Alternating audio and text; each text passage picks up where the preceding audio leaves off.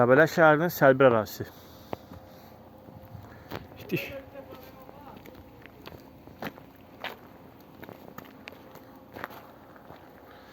Yürək. Ayda, düzdür də buranın Pöşkom gəzmək mi var, hə?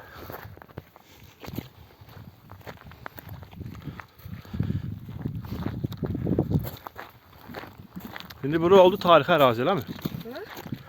Bura tarixi arkeoloji ərazidir, hə? Ya Allah.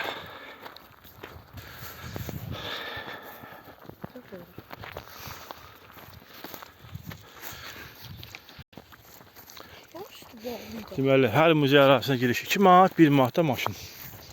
Üstü öyle. Burada 3 manata yoxdur. Kəsir. Kəsiyən ilan. Kəsir. Dəqiq. İlanın yuvasına da oxşuyur ha. Orada da var, değil mi? Biraz da.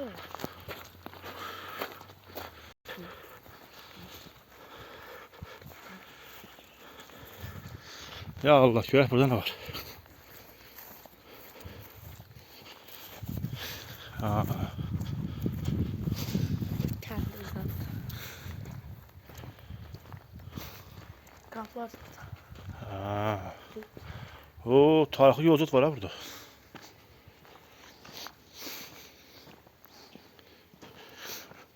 Ay, tünel var ya əməlli başda, fikir ver. Belə gedir o tərəfə harasa. Şimdi onu da yerin altı qazsalar belə nə qədər yer çıxacaq Allah bilir bəlkə də. Yerin altında qalan şəhər. Ha, burada da bunun maketi var, eləmi? Səlbir yaşayış yerinin qərb qazıntı sahəsi. Qəşəng.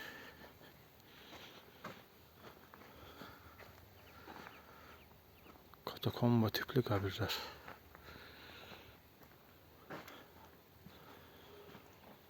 Su sisteminə bax o vaxt ki.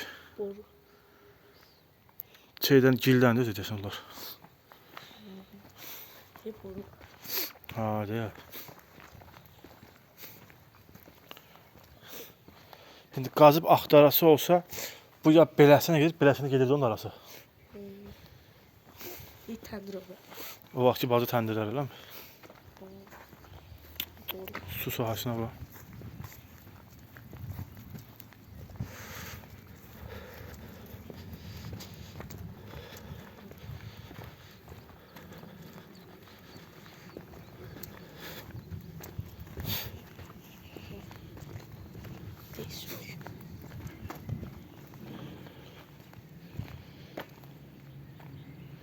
O vaxt ki, insan qalxlardan bunlar. Kimisə onurğası deyildi o. Nədir 3 saat gəlib yemir o sümükləri görürsən?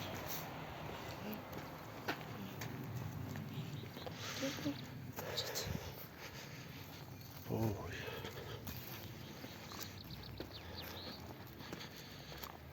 O su sisteminə bax. Aha, deyə burada qəbirlər var. İnsan başına bax. Azıq mağarası deyilə bilər. Hayırdır? Belə fırlana posta.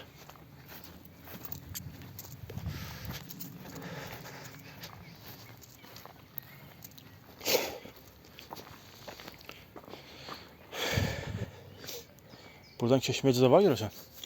Ha? Dəqiq. Aslında mənə ciyanda olmayıb keçmədi ya. Aslında olmaz ama ora bax. Vaxt pilləkəndə yoluna bax. Aslında buradan keçmək olmaz. Deyən görüm. Hani? Tüneydi o. Hə, su quyusu diyor. Oradan da gelir. Doğrudan? Ha, o geri o tarafa çıxır, eləmi? Vay səni.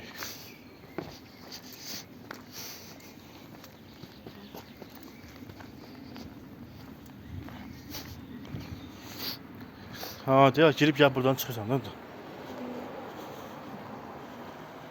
Əməli baş yaşayış yolu be, burada əməli başdı.